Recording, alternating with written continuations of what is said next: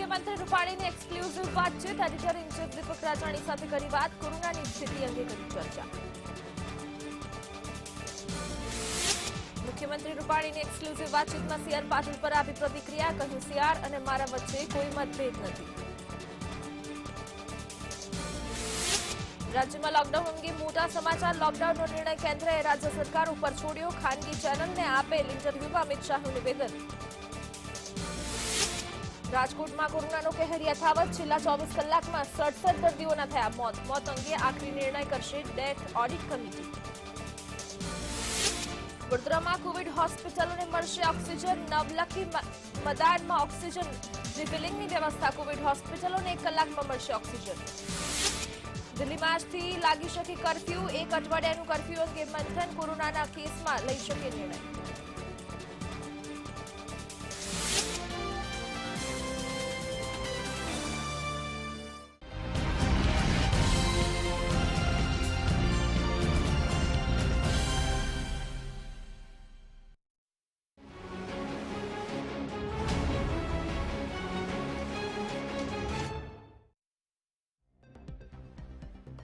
મહત્વના સમાચાર મુખ્યમંત્રી રૂપાણીની એક્સક્લુઝિવ વાતચીત એડિટર ઇન ચીફ દીપક રાજાણી સાથે તેમણે ખાસ વાતચીત કરી કોરોનાને લઈને કોરોનાની સ્થિતિ અંગે રાજ્યમાં કોરોનાની સ્થિતિ મુદ્દે મહત્વની જાણકારી મુખ્યમંત્રી વિજય રૂપાણીએ આપી મુખ્યમંત્રી રૂપાણીએ ખૂબ જ મહત્વનું નિવેદન આપ્યું તેમણે એવું પણ કહ્યું કે સીઆર પાટીલ પર પણ તેમણે પ્રતિક્રિયા આપી અને કહ્યું કે સીઆરને તેમની વચ્ચે કોઈ પણ પ્રકારનો મતભેદ નથી રાજ્યમાં જે કોરોનાની જે સ્થિતિ છે તેને અંગે વાતચીત કરી 30 એપ્રિલ સુધીમાં પીક સાયકલના 60 દિવસ જે છે તે પૂર્ણ થઈ જશે આ સાથે તજજ્ઞો કહે છે કે 30 એપ્રિલ સુધી આ સાયકલ તૂટી જશે કોરોનાના કેસ છે તેમાં સુધારો નોંધાઈ શકે છે હજી 10,000 ઓક્સિજન બેડ અને 30 એપ્રિલ સુધી વધારવામાં આવશે અને સંકટ સમયે સૌ સાથે મળીને આ સમયે કામ કરીશું કેસો અને મૃત્યુદર વધતા રહ્યા છે એમાં સરકાર વાત નથી છુપાવતી તેવું મુખ્યમંત્રી વિજય રૂપાણી નિવેદન આપ્યું આગામી 15મી માર્ચે 50,000 પર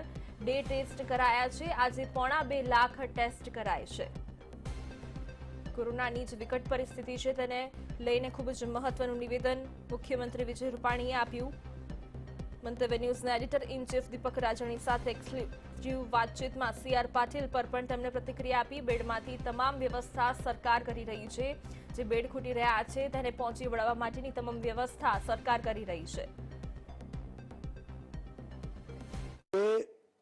પ્રજાને હું સંદેશ એ આપવા માંગુ છું કે ઓક્સિજન લેવલ સાવ તૂટે એટલે કે 92-90 થી નીચે જાય ત્યારે ચોક્કસ એને ઓક્સિજન જોઈએ બેડ પણ જોઈએ અને સરકાર એ દિશામાં આમ જોને કે પરિશ્રમની પરાકાષ્ઠા કે આથી વધારે શક્ય ન બને એટલા પરિશ્રમ અમે કરીને નવા બેડ વધારતા જાય છે જેમ જેમ વધારી છે એમ ભરાઈ પણ જાય છે એટલે પ્રયત્ન આપણા પૂરા છે મેં કીધું ને સિવિલમાં પહેલા માત્ર 1200 બેડ હતી આજે સિવિલમાં આપણે UN Mehta kidney cancer Manjushri એમ બધામાં આપણે કોરોનાના બેડ વધારતા 1200 બેડમાંથી 3000 બેડ સુધી પહોંચી ગયા એસવીપી આખી આપણે કોરોના માટે જ રિઝર્વ કરી દીધી તો આજે 2.5 લાખ જેટલા ટેસ્ટ કરાય છે વ્યાપક ટેસ્ટિંગ સેન્ટર પણ ઉભા કરાયા છે કોરોના માટે જ તેની સ્થિતિને પહોંચી વળવા જેટલા બેડ ઉમેરાય છે તેટલા ભરાઈ પણ જાય છે તેવું મુખ્યમંત્રી વિજય રૂપાણીએ જણાવ્યું બેડમાંની તમામ વ્યવસ્થા સરકાર ઊભી કરી રહી છે કોરોનાની પરિસ્થિતિને પહોંચી વળવા માટે તમામ પ્રયત્નો સરકાર દ્વારા થઈ રહ્યા છે તેમના દ્વારા એ પણ કહેવામાં આવ્યું કે કોરોનાના કેસ સીધા વધી જતા તાત્કાલિક જરૂરિયાત જે ઊભી થઈ છે તેને પહોંચી વળવા સરકાર હજી પણ પ્રયત્નશીલ જ છે 30 એપ્રિલ સુધીમાં પીક સાયકલના 60 દિવસ જે છે તે પૂર્ણ થઈ જશે કોરોનાની સ્થિતિ પર તેમણે પૂરો ચિતાર મેળવ્યો અને ખાસ વાતચીત કરી આ સાથે તજજ્ઞો એ પણ કહે છે કે 30 એપ્રિલ સુધી આ કોરોનાની જે સાયકલ છે તે તૂટશે તો હજી 10,000 ઓક્સિજન બેડ અને 30 સીઆર પાટીલ એવું કીધું મને હોસ્પિટલ બેડ એટલે ખબર નથી એટલે ઓલા બધા પૂછ્યું રાજકોટમાં આમ છે તેમ છે એટલે એને કીધું ભાઈ રાજકોટની પરિસ્થિતિ મને ખબર એમાં એને શું કે પોઝિટિવ છે એને તો કીધું ભાઈ સરકાર નેગેટિવ નથી સીઆર પાટીલના કે મતમાં પ્રશ્ન છે સીઆર પાટીલના કે મતમાં પ્રશ્ન છે તો મહત્વના સમાચાર મુખ્યમંત્રી રૂપાણીની એક્સક્લુઝિવ વાતચીતમાં તેમણે એ પણ કહ્યું કે CR પાટીલ પર પણ તેમણે પ્રતિક્રિયા આપી અને કહ્યું કે CR પાટીલ અને તેમની વચ્ચે કોઈ પણ પ્રકારનો મતભેદ નથી. બંનેના સ્ટેટમેન્ટ છે તેમાં કોઈ જ પ્રકારનો મતભેદ નથી. આ સાથે કોરોનાની જે વિકટ પરિસ્થિતિ છે તેને પહોંચી વળવા માટે તમામ પ્રયાસો સરકાર કરી રહી છે. સરકાર જે આંકડા આપે છે તેમાં કંઈ જ છુપાવવા જેવું નથી. જે પરિસ્થિતિ છે તે જ દર્શાવવાનો પૂરો પ્રયત્ન તેઓ કરી રહ્યા છે. મુખ્યમંત્રી રૂપાણીની એક્સક્લુઝિવ વાતચીત મંતવ્ય ન્યૂઝના એડિટર ઇન ચીફ દીપક રાજાણી સાથે CR મુખ્યમંત્રી વિવિધ નિવેદન મુદ્દે પ્રતિક્રિયા આપી. આ સાથે CR અને તેમની વચ્ચે કોઈ પણ પ્રકારનો મતભેદ નથી તેવું મુખ્યમંત્રી રૂપાણીએ જણાવ્યું. વિવિધ નિવેદન મુદ્દે તેમણે પ્રતિક્રિયા પણ આપી છે. આ સાથે રાજ્યમાં જે કોરોનાની વિકટ પરિસ્થિતિ છે તેને લઈને પણ તેમણે ચર્ચા કરી. જો સવારે ધન્વંતરી રથના લીલી ઝંડી આપવાનો કાર્યક્રમ હતો. કાર્યક્રમ પછી અમદાવાદના પત્રકારો મારી બાઇટ લીધી. બાઇટમાં બધા લોકોએ આ રેમડેસિવિરના ડિસ્ટ્રીબ્યુશનનો પ્રશ્ન ઉપાડ્યો અને એમાં પત્રકારોએ કે બા CR રેમડેસિવિર ક્યાંથી લાવ્યા? એટલે મેં ત્યારે એમ જ કીધું હતું સહજતાપૂર્વક કે એનો જવાબ તો CR આપી શકશે, હું કઈ રીતે આપીશ? અને એવી જ રીતે CR રાજકોટ ગયા તો રાજકોટની કોરોનાની પરિસ્થિતિ અંગે એ જસદણ પાસે એક હોસ્પિટલની જે પાર્ટીના કાર્યકર્તાઓની મહેનતથી ત્યાં આગળ હોસ્પિટલ ચાલુ થઈ એના કાર્યક્રમમાં ગયા હતા. અને ત્યારે રાજકોટના પત્રકારોએ પૂછ્યું કે રાજકોટના કોરોના પરિસ્થિતિ અંગે તમારે શું કહેવું છે? તો એમને કીધું કે મને કંઈ બીજી પરિસ્થિતિનું ડિટેલ ખબર નથી, એટલે હું શું જવાબ આપું? આ બે વાત સહજતાથી. એટલે અત્યારે કોઈ વાતમાં તથ્ય નથી CR ને મારા વચ્ચે કોઈ મતભેદ. તો મુખ્યમંત્રી રૂપાણીએ મહત્વનું નિવેદન આપ્યું છે. બેડથી લઈને તમામ પ્રકારની કોરોનાને પહોંચી વળવાની વ્યવસ્થા સરકાર કરી રહી છે. કોરોનાના કેસ સીધા વધી જતા તાત્કાલિક જે જરૂરિયાત ઊભી થઈ છે તેને પહોંચી વળવા તમામ પ્રયાસો સરકાર દ્વારા થઈ રહ્યા છે. 30 એપ્રિલ સુધીમાં પિક સાયકલ જે છે તેના 60 દિવસ પૂર્ણ થઈ જશે અને તજજ્ઞો દ્વારા એવું પણ કહેવામાં આવ્યું છે કે 30 એપ્રિલ સુધી આ જે કોરોનાની જે સાયકલ છે તે પણ તૂટશે. હજી 10,000 ઓક્સિજન બેડ 30 એપ્રિલ સુધી વધારવામાં આવશે અને આ સંકટ સમયે સૌએ સાથે મળીને કામ કરવાની જરૂર છે. આ સાથે કોરોનાના કેસો અને મૃત્યુદર વધ્યા છે તે વાત સરકાર નથી છુપાવતી.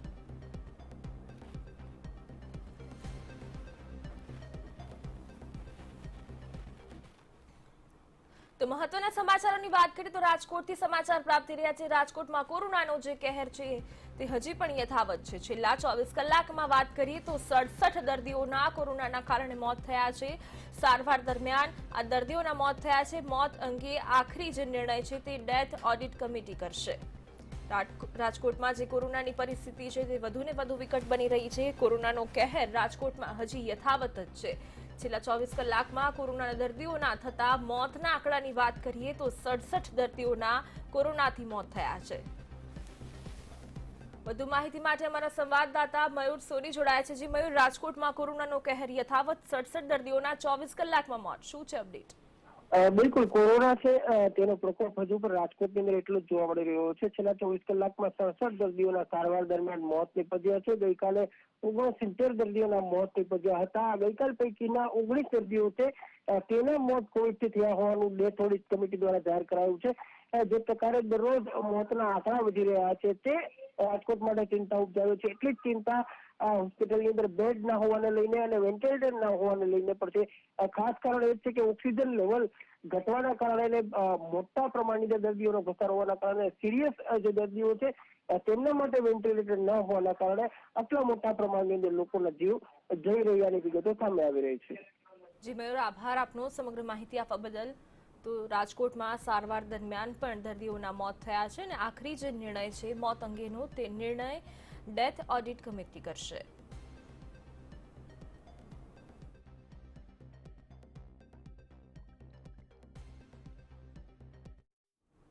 તો બુલેટિનમાં અન્ય મહત્વના સમાચારોની પણ વાત કરીશું, પરંતુ હાલ રોકાઈશું એક નાનકડા બ્રેક માટે.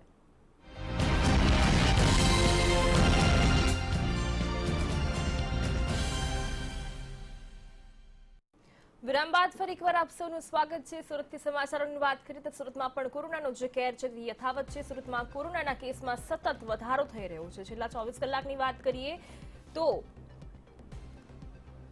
મેયરે હિબા હોસ્પિટલની મુલાકાત લીધી છે. મેયરે હિમાલી બોઘાવાલાએ હોસ્પિટલની મુલાકાત લીધી અને લોકોને માસ્ક અને સોશિયલ ડિસ્ટન્સ જાળવવા માટે પણ તેઓ અપીલ કરી રહ્યા છે. મહત્વનું છે કે સુરતમાં કોરોનાના કેસમાં સતત વધારો થઈ રહ્યો છે ત્યારે મેયરે હિબા હોસ્પિટલની મુલાકાત લીધી.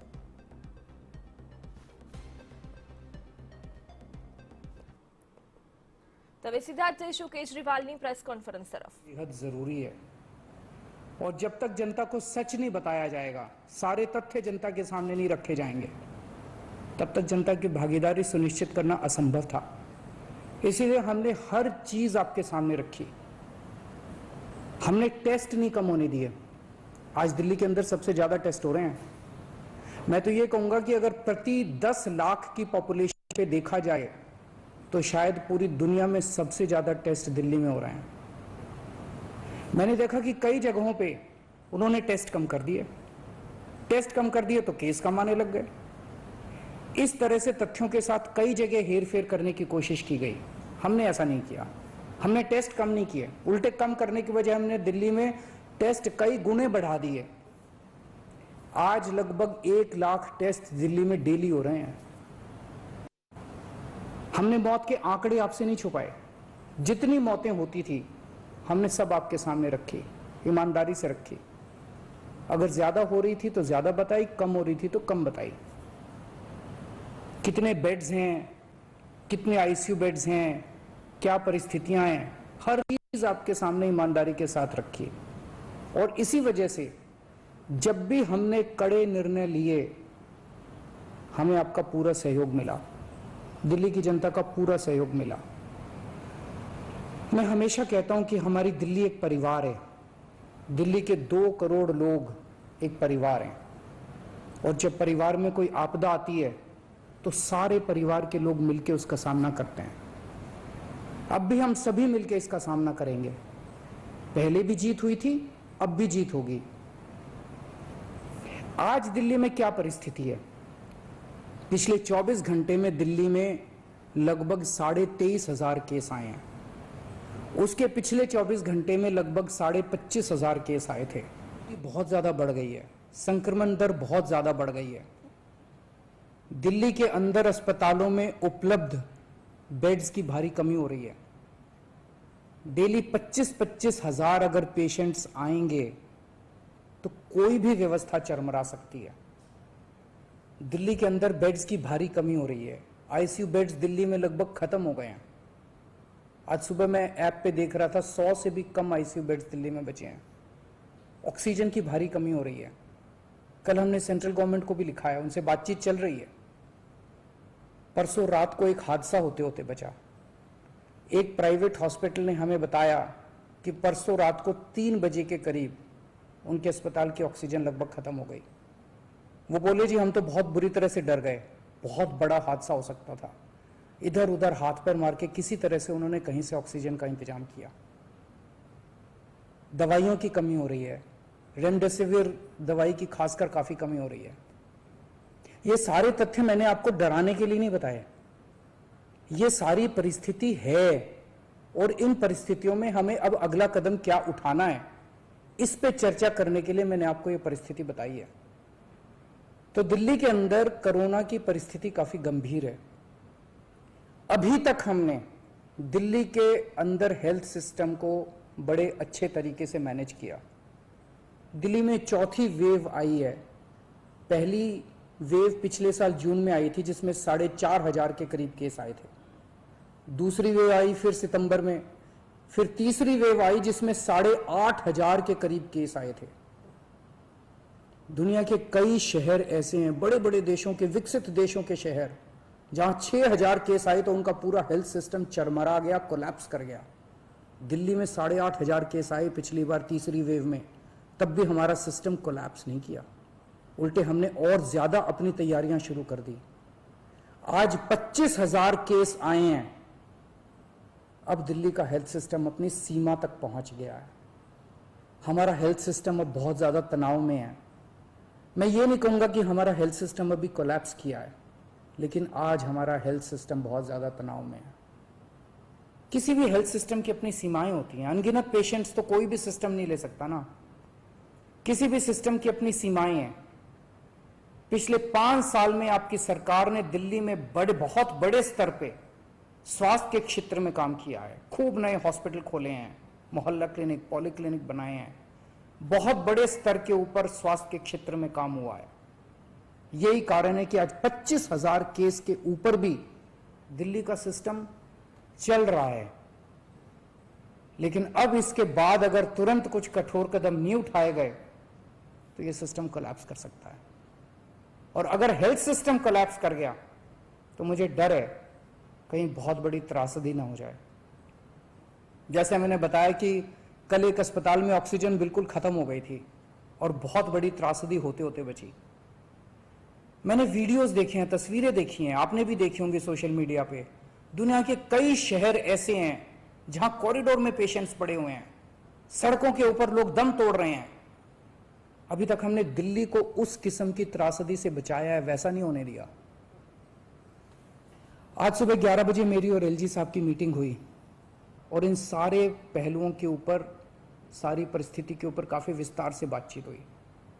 और उस बातचीत के बाद हमें यह लगा कि दिल्ली का हेल्थ सिस्टम बड़ी मात्रा में और अधिक पेशेंट्स अब लेने में असमर्थ है। अगर हमने अभी लॉकडाउन नहीं लगाया तो कहीं ऐसा ना हो कि बड़ी त्रासदी हो जाए। हम किसी भी हालत में दिल्ली को उस परिस्थिति में नहीं ले जाना चाहते जहां कॉरिडोर के अंदर पेशेंट्स पड़े हैं, सड़कों पे लोग दम तोड़ रहे हैं।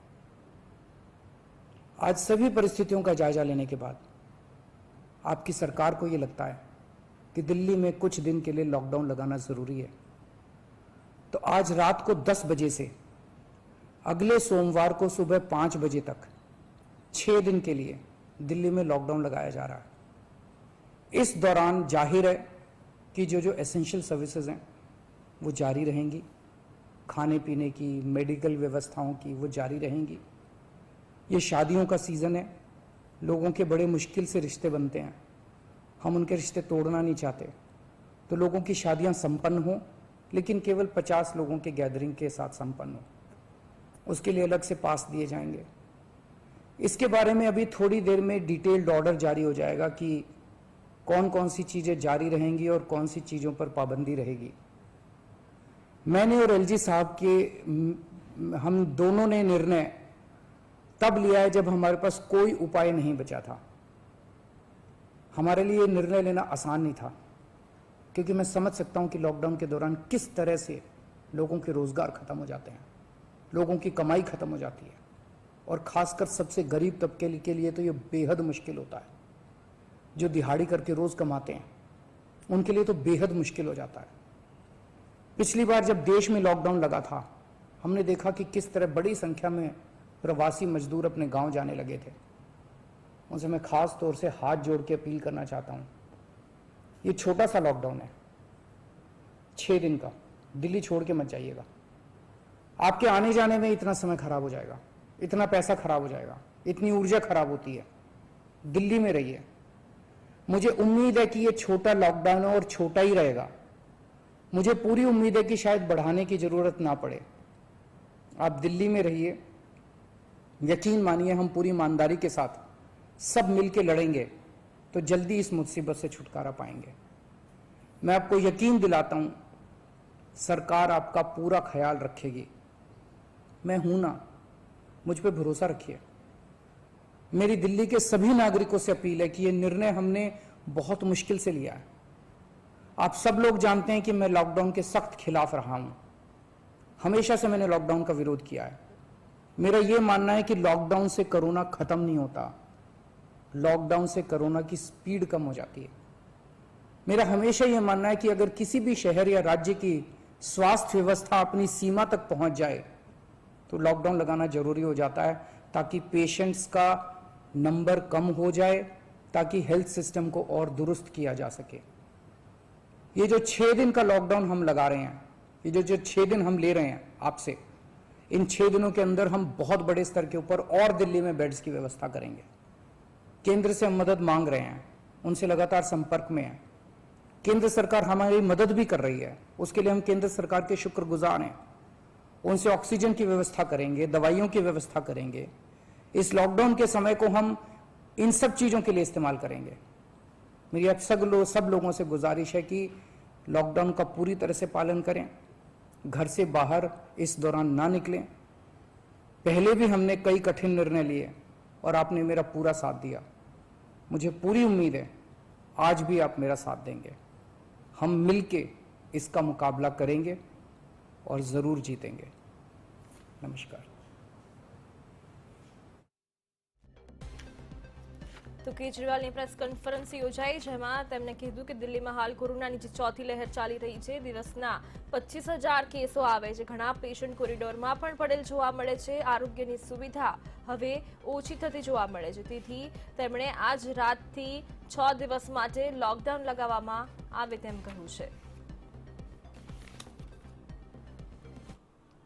આ સાથે બુલેટિનમાં બસ આટલું જ। મંતવ્ય ન્યૂઝના વધુ સમાચાર ને પળે અપડેટ માટે જોડાઓ મંતવ્ય ન્યૂઝની વેબસાઇટ સાથે। માં આપ લોગિન કરી શકો છો મંતવ્યન્યૂઝ.com સાથે। નમસ્કાર।